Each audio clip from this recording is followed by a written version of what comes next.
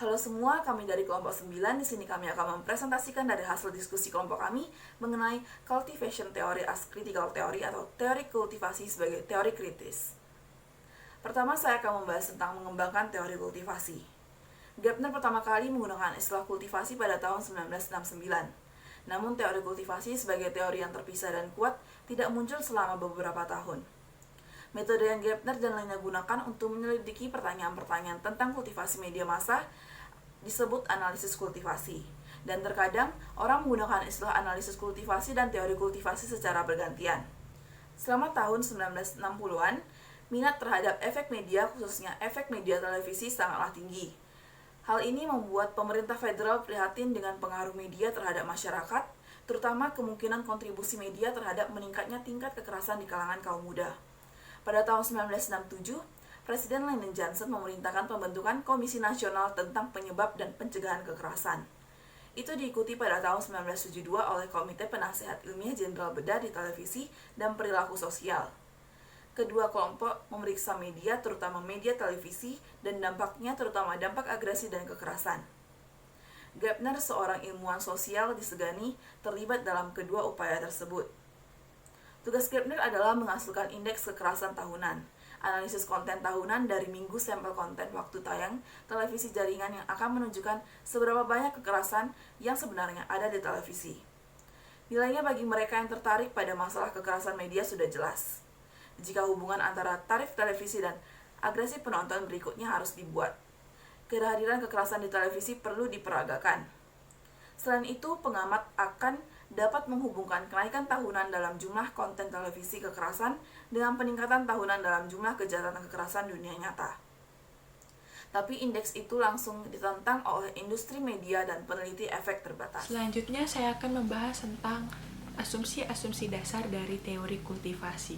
Gepner menyatakan bahwa teori kultivasi memiliki 3 asumsi dasar. Yang pertama, televisi adalah media yang unik. Terdapat 3 karakteristik keunikan televisi. Yang pertama, pervasive, yaitu televisi dapat diakses dan tersedia untuk semua orang. Karakteristik yang kedua adalah accessible, yaitu televisi dapat diakses tanpa memerlukan literasi, seperti halnya media cetak.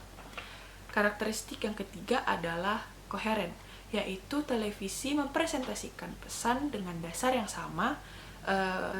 sama tentang masyarakat yang melintasi program dan waktu. Asumsi yang kedua adalah televisi membentuk cara kita berpikir dan berhubungan. Asumsi ini berkaitan dengan pengaruh penayangan televisi, di mana televisi membujuk kita untuk benar-benar meyakini apa yang ada dalam televisi. Gepner menyatakan bahwa sebagian besar kisah dari kehidupan masyarakat saat ini berasal dari televisi, dan kita mendapatkan visi kehidupan yang stabil dari cerita di televisi. Asumsi yang ketiga dari teori ini adalah pengaruh dari televisi itu terbatas. Gepner memberikan analogi Ice Age pada teori ini, yaitu untuk memberikan jarak antara teori kultivasi dan asumsi, bahwa televisi hanya memberikan sedikit efek atau dampak. Ice Age adalah suatu posisi yang menyatakan bahwa televisi tidak harus memiliki dampak besar tunggal, tetapi memberikan pengaruh kepada penonton melalui efek terbatas yang stabil. Di sini saya akan menjelaskan proses dan produk analisis pada teori kultivasi. Pertama adalah proses 4 tahap. Peneliti kultivasi melakukan 4 tahap untuk membuktikan bahwa televisi mempunyai dampak kausal terhadap budaya. Tahap pertama adalah analisis sistem pesan, di mana berkaitan dengan analisis detail isi pada pemrograman televisi. Yang kedua adalah formulasi pertanyaan.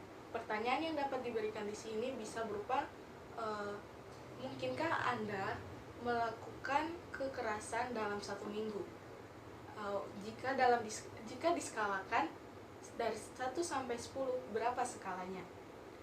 Itu tahap kedua. Tahap ketiga adalah survei kalayak, di mana dari pertanyaan tahap kedua tadi, peneliti meneliti pertanyaan kepada penonton-penonton terkait level mereka menonton televisi. Nah, adapun tahap terakhir, tahap keempat di sini adalah membandingkan realitas sosial dari penonton kelas berat ke penonton kelas ringan.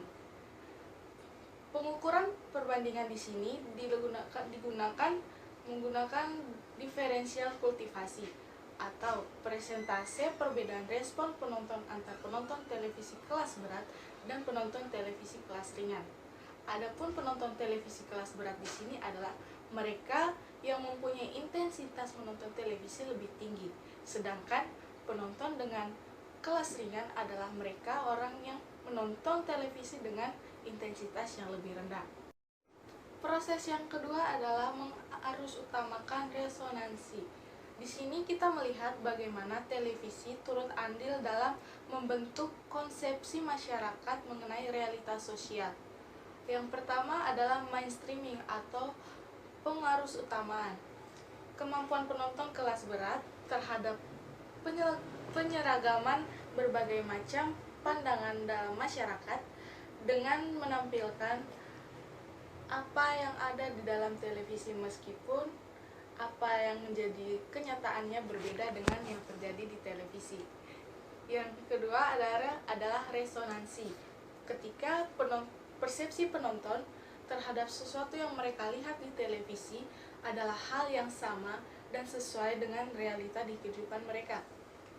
Adapun proses dan produk analisis pada teori kultivasi yang terakhir adalah indeks dunia yang kejam.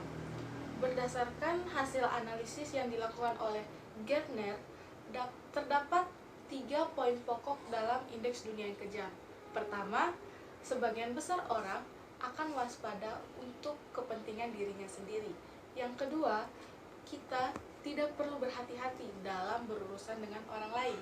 Dan yang ketiga adalah orang akan mengambil keuntungan dari Anda jika mereka mempunyai kesempatan. Teori kultivasi sebagai teori kritis. Teori kultivasi memberikan kontribusi yang sangat penting bagi pemikiran kontemporer pada masa sekarang mengenai komunikasi massa.